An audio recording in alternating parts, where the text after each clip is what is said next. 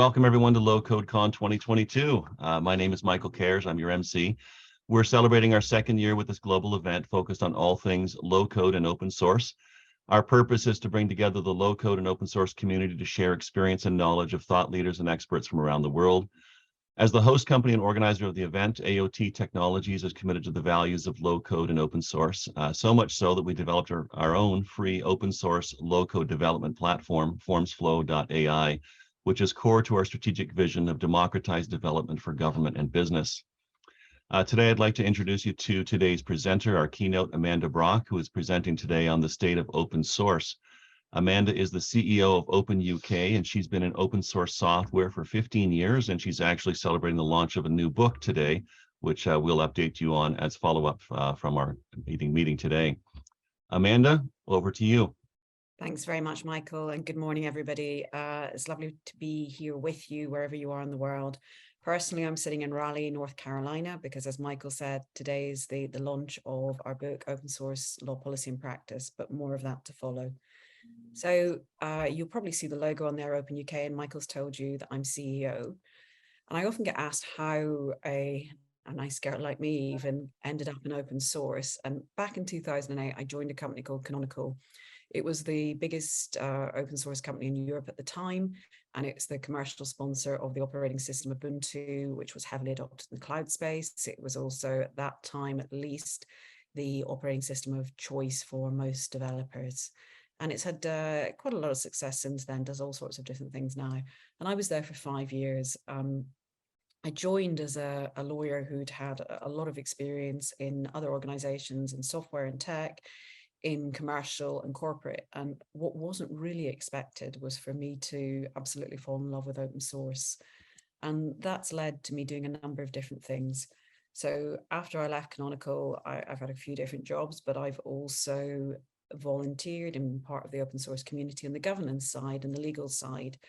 I sit on a number of advisory boards today across open source. I was the chair of the UN's Technology and Innovation Labs Open Source and IP Advisory Board, which was a great honor to be honest. And one of the exciting projects we led there was a blockchain land registry in Afghanistan. So it was a real opportunity to get involved in all sorts of different things. I have a political appointment, a government public sector appointment, where I am on the Open Standards Board in the UK. And I sit in a number of other boards and participate in a number of other activities. I've mentioned the book. This book, Open Source Law Policy Practice, goes live today with a launch in a couple of hours' time at All Things Open. There's a link there to the OUP website. Also at amandabrock.com, you will find a link that's very clear to the open access. Thanks to sponsorship by the Veitch Foundation, the book is open access. And it's a collaborative work. I'm the editor, which is why my name's on the front, but there have been contributions by 26 people, and they are world-leading experts in open source software in the different areas of law, policy, and practice. And it covers all sorts. So I suspect it will be a valuable tool to people, but particularly by being able to dip in and out of it. It's 600 pages long. So other than me as the editor, I don't know that I expect anybody to read it cover to cover. I do a lot of writing, but I also do a lot of speaking. And today I'm back in Raleigh at All Things Open. The last time I was here was 2019. The event's been digital since. And later we're going to be doing an Ask Us Anything session with 5 of the female authors and myself at All Things Open. But I spend a lot of my time, probably about half my time, on the road talking to people at conferences. So the pandemic was a bit of a shock for me. And I know Richard's cat was trying to get in the scene as we were setting up this morning. Mine's back home in London. And he also is a bit of an expert these days in open source, because I spent 2 years in my kitchen talking to him. He's no longer a little kitten, but a fully grown cat. And talking of the UK, I am, as Michael said, the CEO at OpenUK. Now, OpenUK is an industry organization. We are about the business of open technology. And for us, open technology has been defined as open source software, open hardware, and open data. And in the 3 years that I've been running OpenUK, we've made that shift to the 3 opens, but also we have sort of evolved a model for the country organization based on those 3 opens. And we were the first to move to open technology. So our purpose is to develop UK leadership and global collaboration in open technology. And that UK leadership means that we focus geographically. We're for all of the people in the business of open technology. And that doesn't matter who they work for. It doesn't have to be a homegrown company. It doesn't have to be a software company or a technology company. Anybody working in that space is welcome to participate in our activities, or someone who wants to work in that space is welcome to participate in our activities. And we tried and have tried and continue to try to build an organization with a sense of belonging. We are one of the most diverse organizations in the UK tech scene, but also I think in open source. You can see a bit more of us. You can see the board, the leadership team, and we are 2 employees in the whole organization. Everybody else is a pro bono volunteer giving their time. We work with contractors to supplement our needs when we're doing events and things. And then we have a huge number of ambassadors, and they're all within the UK well known, but they're also well known internationally, many of them. And we bring this really diverse group together who represent us across the board. And we're currently working on the launch of international ambassadors who will partner with us in our global collaborations, because we don't just focus locally, we focus locally to allow us to collaborate globally. And we'll also be launching apprentice ambassadors who will be paired with the ambassadors to help bring that leadership through as they mature and they evolve. Now, we have a number of other volunteers who run things like our legal group, who are involved in our awards, who sit on different advisory boards for us. So we probably have about 130 to 150 sort of very active participants in the organization. And the work that we do falls under 3 pillars: community, legal and policy, and learning. So we've brought these leaders together to build a cohesive community that will cascade through all the different communities. We're in some respects a community of communities. We do this by celebrating their activities, their work, showcasing what they do. And we have things like our awards. I love this picture. This was at COP26 last year when we had our awards ceremony in the evening after our Open Technology for Sustainability Day. And this year we're hosting our awards on the 30th of November, which is actually the anniversary of my joining OpenUK in the House of Lords. The second piece that I think is really important is that we're at the intersection of law and policy. So we have a number of lawyers who work with us to help us respond to legislation in the UK, in the US and Europe as appropriate. We were very quickly recognised as one of the actors, or the actor in the UK from the Commission's perspective, and we submitted an amicus brief in the Google v Oracle litigation with some other open source organisations here in the US. I think we were the only non-US organisation involved. And we also got involved in 2021 when the Biden ordinance on the software supply chain, which again, I'll talk to you a bit more about later, focused on open source software. And we were, again, I think the only non-US organisation to respond to that. But it's not just law, it's policy. So we've started in the last 2 years to build reports. And these are our suite of reports in 2021. State of Open. State of Open is a very strong theme for OpenUK. And the State of Open started by analysing the existing data, doing a literature review, trying to take the data that was available. And this is one of the problems we have in open source, lack of data, but taking that data and cutting it to demonstrate the value of open source in the UK. We then went on to do a survey and provided more probably forward-looking ways of evaluating the economic contributions of open source. And then by stage 3, we were thinking about COP26, the UN's climate conference in Glasgow last year. And we shifted our focus slightly to look at sustainability and the alignment between open source software and sustainability with a capital S, not the whole maintenance piece, but sustainability as in the Sustainable Development Goals. And then this year, we've done our first phase of our report. We're doing 2 phases this year, both a bit bigger than last year's reports. And you can see that we've been able to establish some facts that are not very well known. Now, the UK is 60 million of a population, yet we have 4.87 to 6.65 billion going into open source from companies based in the UK. So it's an incredible contribution to open source software. And the sort of figures we were able to look at around the valuation showed us that we were 39 to 41 times higher in our contributions economically than the UK government's Levelling Up Fund for Digital, which is the fund post-pandemic. And we very much recognize the journey that people are on, from user to contributor to distributor of open source. As part of our sustainability work, we also built a blueprint on data center of the future. This is going to be moved shortly to GitHub, and we'll be looking to build an international community around this blueprint, looking at how open source software, hardware, data can reduce carbon emissions. And we'll shortly be launching a similar EV charging blueprint. And the blueprint is a very clear list of different packages and I suppose different packages, different tools, different resources available to pull together to build those more sustainable data centers and the EV charging initiatives.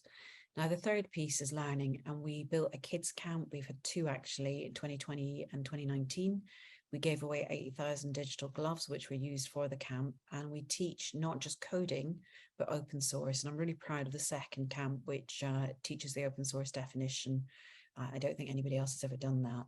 And also sustainability, focusing on the Sustainable Development Goals. So as I got involved in OpenUK back in 2019, we saw the Europeans talking about a digital decade, the beginning of their digital decade. I think probably the digital decade for me is already passed, and we're well beyond that. But there was definitely an excitement about this. And we see Ursula von der Leyen appointing Margrethe Vestager as the European Commissioner for competition and as the VP of Digital for Europe. We see her talking about building a Europe fit for the digital future. And that mindset is very important, and it's important to contextualize, because we were in a time of geopolitical shift. And for OpenUK, this was us at our first conference in Brussels on I think the 31st of January, 2020. And when we talk about geopolitical shift, it's often hard to define the moment it happens. But for us and for Brexit, the OpenUK team here were at the Commission at midnight on the 31st of January, 1st of February. And we saw the Commission put the lights out. We saw this moment at midnight where the UK left the European Union. Obviously, we're still in Europe. We haven't moved geographically, still got them as neighbours, but we're out of the European Union. And it doesn't matter what your view on that is. We now have that situation to deal with. There has been a geopolitical shift. And we've had a lot to deal with in the last couple of years. This is the little known Scottish variant of COVID. And you can tell it because you can hear it coming. Anyway, jokes about COVID aside, it's been a tough time. It's been a tough time for all of us. And we've not just been dealing with things like Brexit in the UK. We've also been dealing with COVID, as you all have. And we've seen nation states start to focus locally.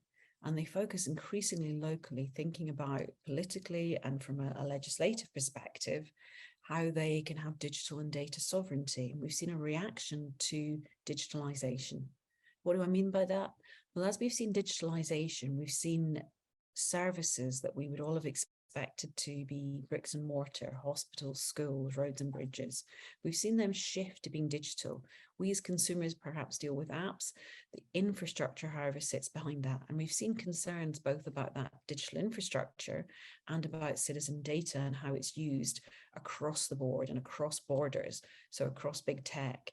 And the European Commission has really led on this, where they, and the European Court, where they have made very clear the concerns they have and the impact it has, in their opinion, on the citizens. And during the pandemic, they came up with this court case, Schrems II. Schrems had already had set aside something called model clauses that lawyers would adopt to allow data flow from Europe to the US. And in the second Schrems case, what was held was that the US had inadequate data provisions. It did not meet the adequacy requirements of the European Union for transfer of data. Now, that's a big thing. And of course, if we're talking software, we have to think about data today. We can't escape it. We also see in Europe the Gaia X infrastructure being built. And this is a data platform built on open source software that's intended to create a cloud for Europe. And that's the business and practical implementation from Europe of this digital and data sovereignty. And we also see a bit of friction, and we see friction between the EU and China. We see it between the US and China, and even the UK and China. And that friction in society isn't just at a state level. We see Black Lives Matter. In Scotland, we see at COP26, youth action against climate change. And this year, there couldn't be anything more, couldn't be a bigger friction for us to recognize and deal with than the war in Ukraine. So why am I talking to you about geopolitical shift and recent politics and things that we've all been going through? Well, today, software in a digitalized world, and if we're talking software, we're talking open source, is an integral part of all of our lives. And I think it's important at this point to take a step back and think about what is open source software.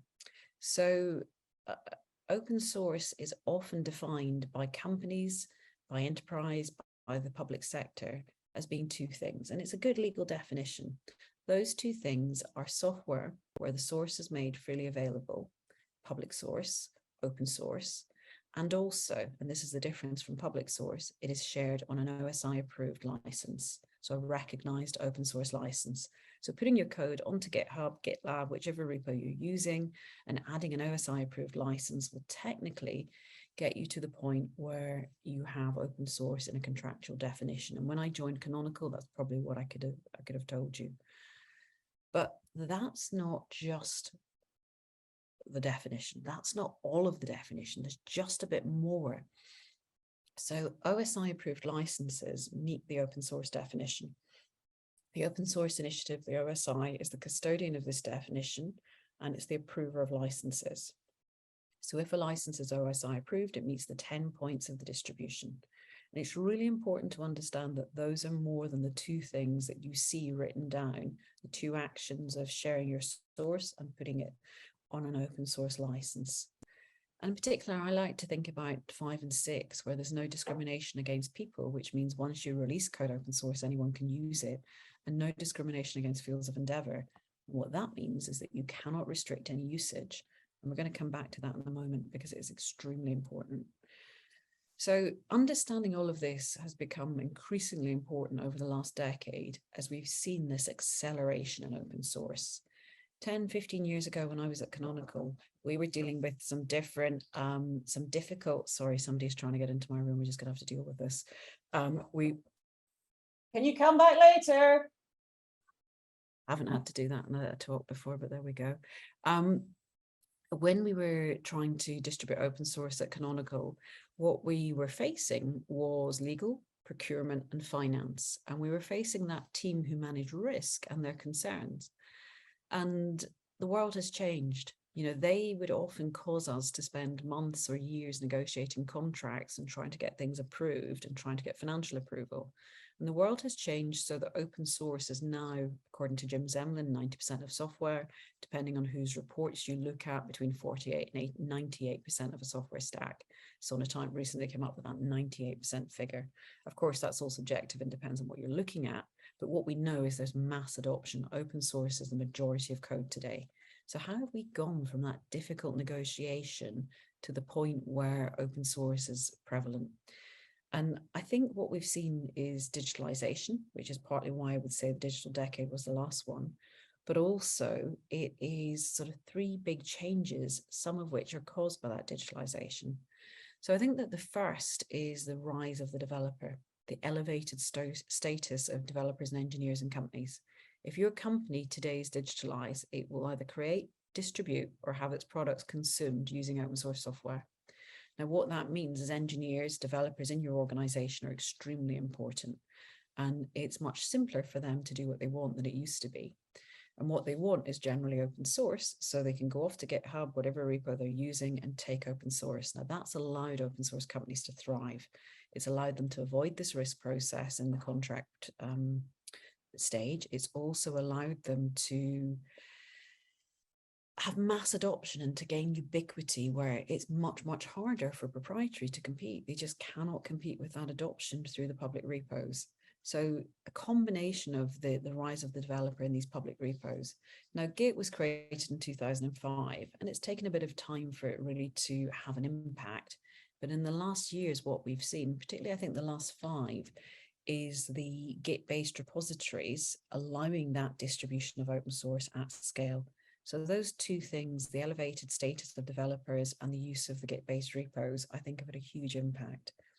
And then the third thing is inescapable. It's the cloud platform economy. The fact that so much of that is built in open source today. Now, of course, I would tell you that, and so would he. But let's go to Microsoft. When I started to work in open source, Microsoft was public enemy #1. And Steve Ballmer had described open source as a cancer. So what we've seen in the last 5-10 years in Microsoft is a seismic shift. And this is my friend Steve Wally in Edinburgh in 2018, keynoting the Linux Foundation Open Source Summit Europe. And if you look at Steve's slide with Satya Nadella, you'll see he's saying, judge us by the actions we've taken in the recent past, our actions today and in the future. He's asking effectively to be forgiven. And Steve explains that there's a journey from being a company that was clearly anti-open source to being one of the biggest contributors to open source today. And he gives 3 reasons for that journey and for that change. The first is the change in customers. And this is partly the whole Git piece, where customers today ask for open source because of its popularity.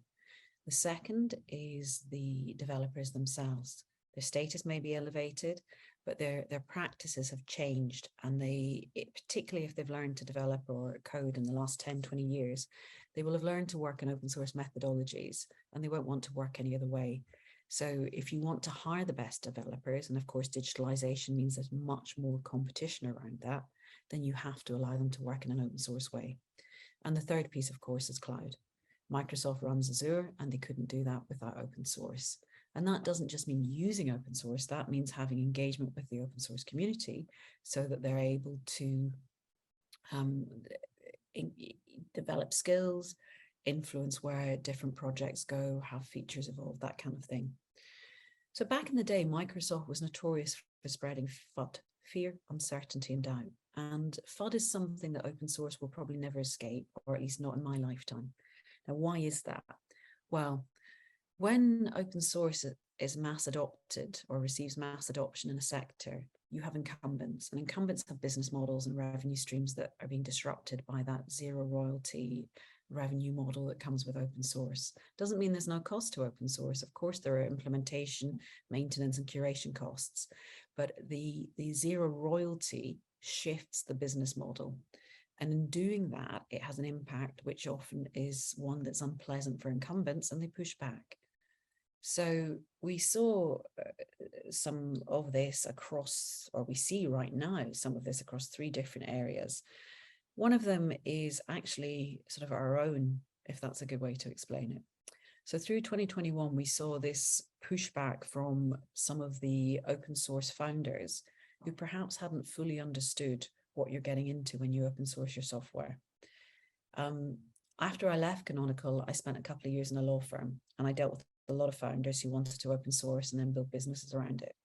And really, they have to have an open source business model, because open source itself is not a business model. Open source is a methodology, it's a political, social movement. It's a way of licensing software. It's about community, it's about contribution and collaboration, it's about all sorts of different things, but it is not per se a business model. And there has been work done since 2008, including the book chapter that I've just written on commercial and revenue models, explaining that. And in 2008, 8 business models were identified, and they haven't really shifted much. Things, new nuances, new versions appear, but they all sit within those 8 categories. And when I was dealing with a lot of founders, what I would say to them was, how are you going to make money? And I gradually, over time, I refined that to a what-if theory. So what if you release your software and somebody else uses it? Now, most people understand that that's what open source is. What if you release your software and somebody else uses it and makes money? Now, remember, I showed you the definition, the open source definition. Definition 6 says that you cannot discriminate against field of endeavor. And sometimes there's confusion about this because Creative Commons will give you a non-commercial license, and Creative Commons isn't suitable for open source software. It's not suitable for software, and it's not OSI approved. So because it's not suitable for software. What that means, what if somebody else takes your code and makes money, is that they can freely do that. What if somebody else takes your code and makes a lot of money? And often I didn't hear from those entrepreneurs, those founders again, because they realized that they didn't have a business model that they could sustain and didn't want to open source their code. But what we saw through 2020-21 was a number of founders get together and complain about how the cloud companies were using their open source. And they allege strip mining. And strip mining is an old US legal term from New York State that refers to coal mining. It's from the 70s. And it refers to when too much is taken off the land and not enough is left behind. And we saw one company in particular, Elastic, shift from being an open source or distributing a couple of its products on an open source license to distributing them on something called the SSPL, which is a proprietary license. It's not OSI approved and it's not open source. It doesn't meet the 10 points of the definition. So Elastic put this headline out, this blog post out by their founder, Shay Bannon, doubling down on open, which of course gives the impression that they're becoming more open when in fact they're doing the opposite. And this has sort of reared its ugly head again recently with akka and Lightbend. And it is not a problem that's going to go away. This lack of understanding that open source is not a business model. If you release your software, then other people can use it and they can make money out of it is critical. And whether you ethically, morally think the cloud companies are putting enough back, different conversation. The reality is they're doing nothing wrong under an open source license. So that's one piece of fun that we're dealing with currently around open source. A second has come from the war in Ukraine, and I have friends in Ukraine and I've worked there, and the whole situation is quite awful. Back in March, we had a number of the open source developers in Ukraine talk about putting down their keyboards and taking up arms on a call on Twitter with about 800 people listening. And, this has been described in some respects as an open source war. But one of the problems we've seen is protestware. And protestware is where you discriminate against a user based on an activity. And you cannot discriminate in fields of use, so that stops it being open source. And this is a real problem. And it was difficult because some of the developers asked me to get involved in this protestware, which I said no to, because it's not what we're about. We're about open source. And then the third area that's causing a lot of concern, a lot of FUD, is standards. So standard essential patents are patents which end up in a standard and they're distributed on a FRAND, a fair, reasonable and non-discriminatory basis, which all sounds good, right? The problem is they don't make a comfortable bedfellow with open source software. And we're particularly seeing this in the telco sector at the moment, where telcos use a lot of standards, and I think 70% of the standard essential patents belong to 7 companies.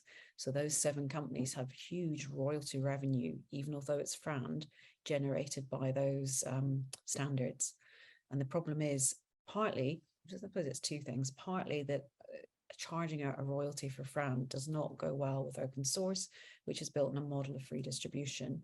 It just doesn't sit, there is friction because of it. It doesn't sit well. And then also there's a direct conflict with some of the licenses. And again, in the book that I've just published, there's a chapter by 2 of the team at Fraunhofer and Mirko Bohm, which picks up on a previous report they did for the European Commission and confirms absolutely that FRAND does not work with open source software. There is a way around this, but the way around it is creating a carve out for open source, which was done by the DOJ 10 years ago in the Rockstar patent trolling case, or using open standards. Now, open standards are a good thing and it's the way forward, but it's not going to fix the existing standards and FRAND licensing. And what we really need to see is some shift probably at a government level to allow for open source to be carved out of those FRAND licenses, or as an industry, we can deal with it. And the way that open source has dealt with patent issues historically is through organizations like Open Invention Network. And Open Invention Network is the biggest defensive IP organization in history. It offers mutual hold harmless. And what that means is everybody in the grouping agrees not to sue each other on the patents that they hold with respect to open source. And then they define open source by a very long package list, which is updated and modernized over time. And I think probably the biggest thing that you can see about any company as it comes towards open source and becoming a good citizen in open source is that it joins OIN. And we've talked a little bit about the OpenUK reporting. I think one of the things that's important for all of us who work in the space around the world to collaborate on, to contribute to, is a better understanding of value, because it's difficult to assess that value that open source creates because we don't fit traditional assessment models, and we don't fit traditional assessment models because we don't have that royalty generation, and because things like total cost of ownership are not great models for us. But what we know is that there's a value. And so as citizens, what we see is we see the app end of the day-to-day interactions with open source, with software, with a software-defined public sector. And of course, at the other end of that, you have infrastructure, and you have national critical infrastructure. This report was presented to the UK government in January, and it's one of many similar reports and activities happening across the globe, where we see digital infrastructure being based on open source software. And in this report, the energy sector in the UK has asked for a digital spine to be built of open source software for the UK's energy sector. And of course, once you have that in the energy sector, it will permeate other sectors. And we see concerns starting to be raised. I think this is a little bit scaremongery, this article, but it looks at the digital infrastructure and it describes it as being built in a house of cards. Again, I think that's over the top, but what it is a recognition that our digital infrastructure is built on software, and it's not open source specific, but all software is vulnerable. All software has security issues. It's not an open source issue. Our challenges in open source are slightly different. I would say probably simpler to deal with because we have a mass response. So when something goes wrong, we frankly wash our dirty underwear in public, and we deal with it collectively as a community. And we saw, I've already mentioned, in May 21, the Biden administration start to understand this. They had a very good CTO until a few weeks ago, a guy called Dave Ricordan, who is a long-term open source contributor. And I think Dave probably influenced this heavily. And we saw the ordinance not just talk about open source, but understand it and talk about supply chain and the need to build software bills of materials. Now, recently, I was talking with Kate Stewart, who runs SPDX, and their survey shows over 70% adoption of software bill of materials, a document showing, or a system showing the various pieces of software involved in any distribution, whether it's proprietary or open source. And I suspect that the proprietary companies will have just as difficult a time building those as open source has. But we've been working on this because it's been required of us for 10, 15 years. I think I first saw the conversations in SPDX in Boston in 2008 or 9. So these are not new things for the open source governance community. But of course, last year, Log4j and the impact that the Shell4j vulnerability had, where over 3 billion platforms were impacted, 3 billion, it's incredible, were impacted by this, has led to an increased focus on security, and not just security, curation of open source software.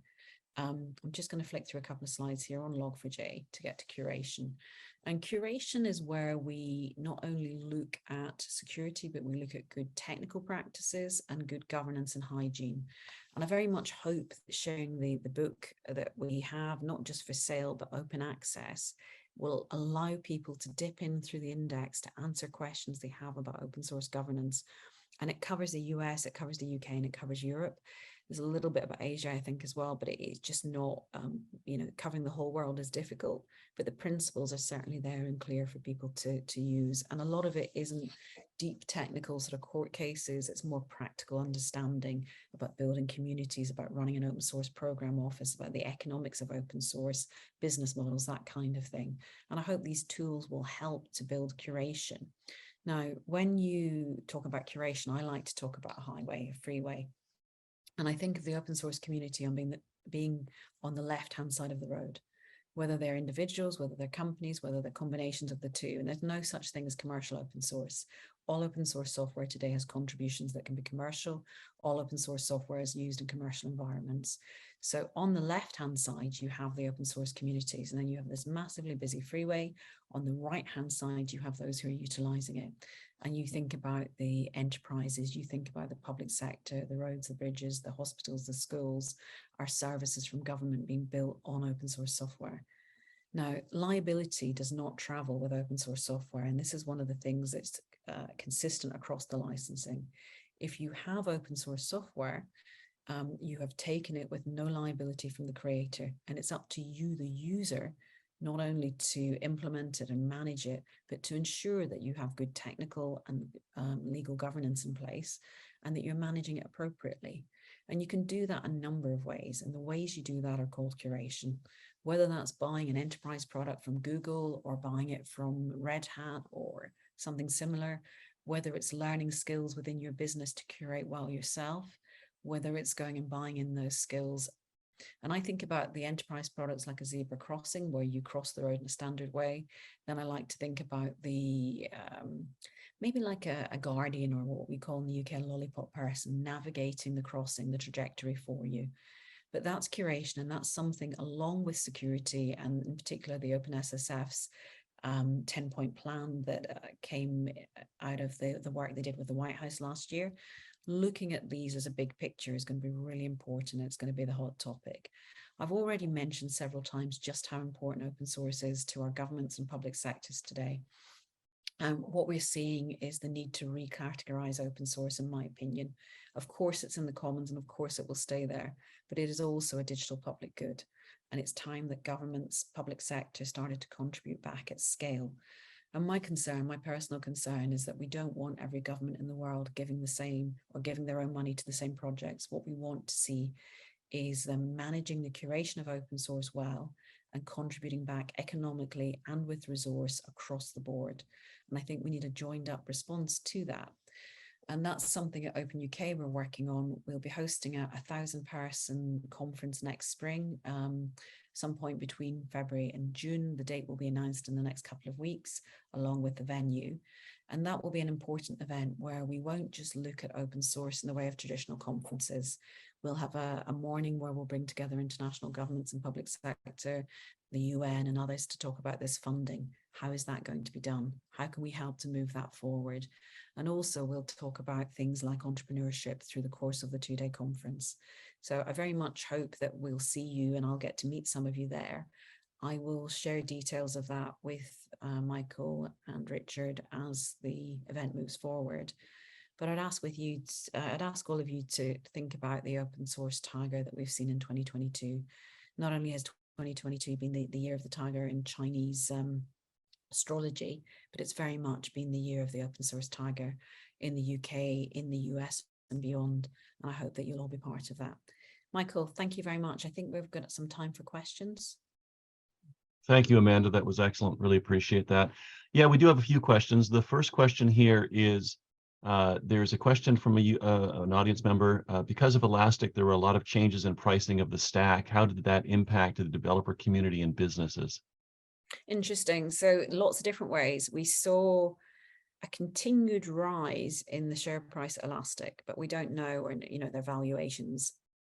I suspect that may have gone down recently with the tech issues, the recession issues, and we'll see where that goes. But what we can't tell is whether that would have continued had they not shifted away from open source. So we'll never know on that front. We see Elasticsearch become OpenSearch, and a fork happen. Effectively, they fork their own project. And we see developers and others moving over to start to support the new project, the fork. So it's really a confusing one, this, right? Because Elastic are the ones who forked, but the original project that becomes, because of trademark issues, becomes OpenSearch. We see developers starting increasingly to work on that. And as we probably all know, if we're in open source, whichever fork gets the most contributions is likely to be the winner. I think in this case, we'll see both win, because we are seeing adoption of OpenSearch in other places. But it's an ongoing issue. Right, it's not something that's going to be magically fixed. Thank you, Amanda. Another question has come up. There's a lot of interest in open source, of course, in government. What do you see for open source for the private sector? Will the adoption trend also grow? Yeah, there's been reports in the last 2 months suggesting that it's dropping because of the security concerns. And I think there's a massive education piece needed, and it's needed across the development community. Those of us who've been around a long time, and I'll sort of class myself in that, although I've only had 15 years, But a lot of the engineers that I met, developers I met who taught me about open source had come with the definition, if that makes sense. So they've been part of open source evolving and being a reaction to proprietary software, being something that allowed collaboration. And what you saw there was an understanding that was deep, that went beyond the legal definition. And I think there is a lot of, I think there's a large gap. There's a large gap in knowledge and understanding for many of those. And this is not their fault. For many of those who've come to open source in the last 10 or so years, it's the scale of adoption and the lack of resources and the lack of education being given from our high schools to our universities in what open source is all about and what matters to making good open source. So one of the things that I've seen in both government and enterprise is using this definition of open source, where you talk about it being, code that's on an OSI license and on GitHub. That's great, but that will not meet your objectives. And sadly, it shouldn't be about money, but it generally is about economics. And we're going to see a lot more of that because of potential recession and that we're living in difficult financial times. So people adopt open source because they think it will stop both lock-in and allow code to be reused, which will ultimately save money. But if you just meet that legal definition and you don't ensure that you've got the good technical hygiene, you haven't, if you've not got documentation, if you've not got a process for taking contributions, if you're not building a community, if you're not thinking about your maintenance plan and looking at how that code is going to be kept secure, nobody's going to use it. And ultimately, what often happens is that contractors who are brought in to build open source have not got experience, and they're simply building proprietary code that they're going to dump on GitHub, creating this GitHub wilderness, which isn't true open source. And it's becoming increasingly apparent to me and others that open source needs us to consider this broader picture and to understand this broader picture. Thank you. Another question for you is, what impact will climate change have on open source, if any? It's interesting. I think it's the other way around, actually. I think climate change will have an impact on all of us, but actually open source has an impact on climate change. So when we did the blueprint last year, we saw 70% reduction in emissions by using open hardware and by using open source software. And that comes from things that technologies like containerization, which reduce the amount of hardware required, which in turn reduces emissions. And it's really important. So I think from a technical perspective, open source has an impact that's really profound. And since we did that work at COP26, it's really been pleasing to see a lot of others start to pick up, Cloud Native, KDE, Open Infra are all starting to focus on climate change, on sustainability. I think there's a second piece, and I think the second piece is the values around open source. So our ability to collaborate and build communities is something we've evolved over decades now. That's quite new for people working in sustainability. And what we see is duplication, replication of outputs. We see misunderstandings about how to collaborate and how to get enterprises to share costs and collaborate. And that's something that I think the open source communities can really bring to sustainability and can help those working in sustainability to evolve more. Thank you. And one more question here. How can we ensure the security of concerns in terms of malicious attacks using open source? With great difficulty.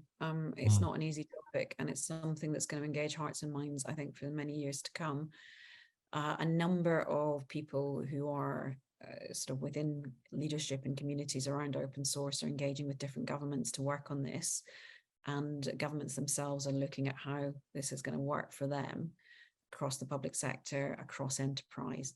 I think we have to accept that in a digitalized world, we're always going to be at risk of bad actors, and it's about software full stop. It is not just about open source, and that there are huge benefits to us as a community building this understanding of open source so that we can help people to understand how to collaborate and react. So when we saw Shell4j last year, now I'm not a security person, I wasn't one of the people whose holidays were destroyed by it, but talking to those people, what they tell me is that the biggest problem was that in those 3 billion platforms using Shell4j, the proprietary platforms didn't know they were using it. And that's the hardest to rectify, where you don't have that understanding. SBOM's supply chain focus is not a magic wand, and it is not going to fix everything, but it will help, and it will help people to understand what they've got in there. I was recently with Sami Atabani, who used to be at ARM, and Sami was talking about the processes that they built in ARM, which meant that when Shell4j happened, within an hour, they could give a list across ARM of all of the infrastructure, all the packages, all of the utilization of Shell4j, and allow people to start to manage that. And that's the kind of curation and good practices and good processes that we need to get in place to make sure that open source can survive and thrive. Thank you, Amanda. And another question has just come. It goes to the sustainability and monetization of open source. And maybe you could comment. It's a rather long comment, but I think best summarizes what's a sustainable strategy where developers can get more of their contributions. Maybe you can comment on some of that. Yeah, it's really difficult. It's a really difficult thing to manage. And of course, it's important because I think there are two things. There's money and there's resource. And on the money side, we need to see more contributions from enterprise, from and across the board, not just there's some companies that do a great job in open source and put huge amounts of money into it. We need to see those contributions getting to the right people. We need to see them being administered and managed, and we need to see a lot more of them. And we need to see the same coming from governments. Now, if I had the answer to this, I'd probably be a very rich woman. Not something that particularly interests me, but it's the holy grail, understanding how you manage the money around open source. And I think what we need to see is some of the work that we're hoping to lead next year with our conference, bringing people together to be honest and open and have these discussions at all levels, and make sure the engineering and development community understand what's happening in these discussions, and are part of it. But we need to work out how that money is going to filter through in an equitable way to ensure that projects have the money that they need to do the work they need to. But money also isn't a magic wand. We're also going to need more skills and resources, and that requires a change in education. It requires schools to be teaching people what open source is. It requires high school curriculum to include open source, and it requires universities to do that. But a huge amount of people are never going to be part of that curriculum. And we also need to be able to get more awareness in society of the value that open source is bringing, so that we get, really put higher up the agenda.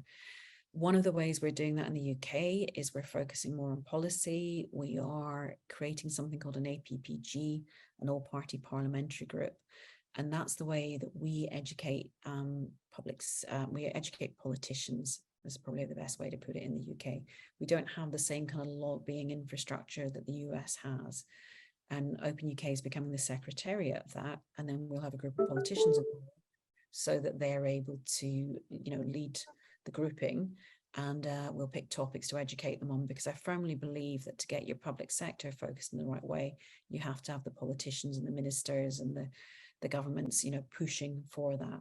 So there's a big educational piece, there's a big shift needed, and it's a lot of work that needs to engage a lot of people, which is partly why I'm having these conversations with groups like you today. Thank you, Amanda. We've got one question remaining. I think this will be our last question. Thank you so much for entertaining everyone. It's a wealth of information you brought to us today. How can we improve open source adoption in third world countries like Africa and beyond? It's interesting. Again, it's something we talk a lot about, and the UN's been doing a lot of work in this space. There are great projects like Mojolib. Mojolib's a spin out from the Gates Foundation, which now has its own foundation, and it's a payment platform. And the thing that's wonderful about it is not only are you giving a resource to people and in the form of a payment platform, but you then allow them to build communities and to engage and to learn and to become part of that. We are, as I mentioned, OpenUK building international ambassadors. One of them is a chap called Samson Godi, who's in Nigeria. We already have somebody in Kenya, somebody in Botswana. And I think that sort of community collaboration and helping leaders there to become leaders in the open source community globally allows them to cascade their knowledge and bring more and more people into it. And it will grow, and it will be a natural growth and a sensible growth, because the removal of the royalty system makes it much easier for adoption in those kind of countries, and is super important. And I think it's just bringing resource and bringing that education. Thank you. Thank you very much. I want to say thank you for joining us today. We really appreciate all that you shared, and I think it's been a great wealth of information. For the attendees, we'll be sharing the link to Amanda's book so that you can obtain that and learn further. And also at the end of this session, there's also a quick survey. We want to get your feedback. So if you can help us with that, that would be terrific. Amanda, once again, thank you for joining us. Thank you for making a keynote address to LowCodeCon 2022. Very, very thankful to you for today's presentation. Michael, thank you very much for having me along.